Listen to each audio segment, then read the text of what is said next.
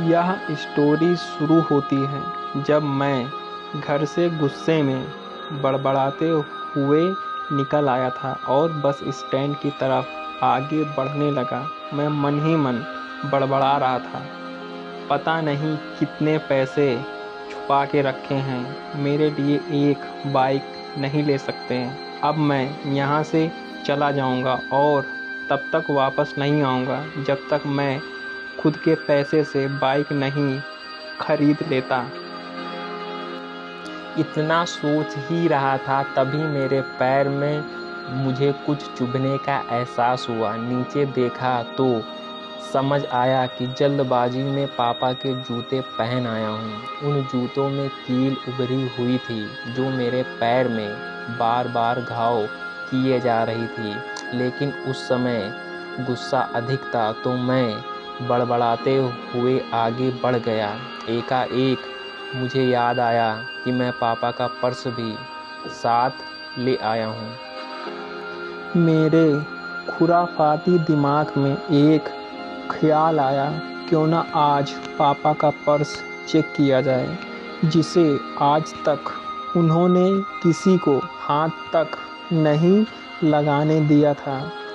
पता नहीं कौन सा खजाना छुपा है इस पर्स में जो किसी को हाथ तक नहीं लगाने देते थे। जब मैंने पापा का वह पुराना पर्स खोल कर देखा तो उसमें पैसे तो नहीं मिले, लेकिन पैसों की जगह पर एक डायरी रखी हुई थी। तब मैंने सोचा, ओह, तो यहाँ खजाना छुपा रखा है। मैं समझ रहा था कि यहाँ पापा ने लिखा होगा कि किससे कितने पैसे लेने हैं और किसको कितने पैसे दिए हैं, लेकिन मैं गलत था। जब मैंने उस छोटी सी डायरी का पहला पेज खोल कर देखा तो वहाँ पर जो लिखा था वह थोड़ा सीरियस कर देने वाला था। डायरी में जो लिखा था उसे पढ़ने के बाद मेरे चेहरे पर जो एक्सप्रेशन थे वह गायब हो चुके थे, क्योंकि डायरी में वैसा कुछ नहीं था जैसा मैं सोच रहा था। वहाँ पर उन पैसों का हिसाब लिखा हुआ था जो अलग अलग कामों के लिए अलग अलग लोगों से उधार लिए गए थे। उस लिस्ट में कंप्यूटर के नाम पर भी पैसे लिए गए थे। कुछ यूँ लिखा था, 50,000 बेटे के कंप्यूटर के लिए। यह वही कंप्यूटर था जिसे मैं आज तक यूज़ कर रहा हूँ, लेकिन मुझे यह पता नहीं था उस कंप्यूटर को खरीदने के लिए पैसे कहाँ से आए थे, लेकिन आज पता चल रहा था। मुझे आज भी याद है जब मैंने पहली बार कैमरे के लिए जिद की थी, जो मेरे पापा ने मुझे 2 हफ्ते बाद मेरे बर्थडे पर लाकर दिया था, जिसे देखकर मैं बहुत खुश हुआ था। और मुझे खुश देखकर मुझसे कहीं ज़्यादा अगर कोई खुश था तो वह थे पापा।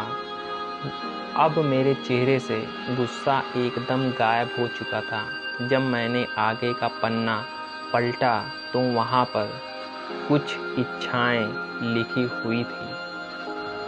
पहली जो विश थी उसमें जो लिखा हुआ था, अच्छे जूते पहनना। यह बात मेरी कुछ समझ नहीं आई। तभी मेरा पाँव अचानक सड़क पर भरे हुए पानी पर जा पड़ा और तभी मेरे पाँव में कुछ गीलेपन होने का एहसास हुआ। जब मैंने जूता उतार कर देखा तो उसका तला टूटा हुआ था। यह देखकर मुझे डायरी में लिखी बात याद आ गई। तभी मुझे माँ पापा की कही बातें भी याद आ रही थीं कि कैसे माँ जब कहा करती थी पापा से, अब तो जूते पुराने हो गए हैं, नए ले लीजिए, तो पापा अक्सर यह कहकर टाल दिया करते थे। जूते अभी और चलेंगे, अभी कुछ दिन पहले तो लिए थे। मुझे आज समझ आ रहा था कि कितने दिन और चलेंगे। साथ ही यह भी समझ आ रहा था कि पापा पर्स को क्यों छुपा कर रखते थे। तभी उस डायरी को पढ़ते हुए बस स्टैंड पर पड़ी बेंच पर आकर मैं बैठ गया। अब उस डायरी का आखिरी पन्ना बचा हुआ था। उस पन्ने को जब मैंने पलटकर देखा तो वहाँ कल की डेट लिखी हुई थी। तारीख के नीचे लिखा हुआ था 50,000 रुपये बाइक के लिए। बस मैंने इतना पढ़ा और दिमाग सन्न रह गया। अब मेरे मन में कोई शिकवा गिला नहीं बचा था। बस मेरी आंखों से आंसू चले जा रहे थे। मुझे आज तक नहीं पता तब मैं क्यों रोए जा रहा था। अब मैं जल्दी से घर की तरफ भागा, लेकिन जूतों की वह कील पाँव में अब तक घाव बनाने में कामयाब हो चुकी थी। मैंने जूतों को रास्ते में ही निकाल कर फेंक दिया और भागते लड़खड़ाते हुए घर जा पहुंचा। लेकिन पापा घर पर नहीं थे।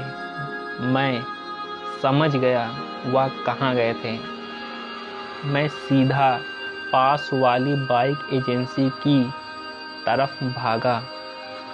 पता नहीं आज कहाँ से इतनी ताकत आ गई थी कि मैं भागते हुए थक नहीं रहा था, और वह भी बिना जूतों के नंगे पैर। जैसे तैसे मैं बाइक एजेंसी पर पहुंचा। पापा वहीं थे।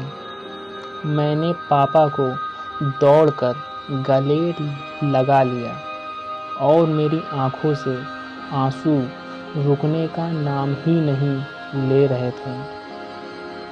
पापा समझ नहीं पा रहे थे आखिर हो क्या रहा है, मैं क्यों रो रहा हूँ। मैंने पापा से कहा, पापा मुझे मोटरसाइकिल नहीं चाहिए, आप अपने लिए जूते ले लीजिए। अब आज से मैं जो भी करूँगा अपनी मेहनत से अपने बलबूते पर पढ़कर करूँगा।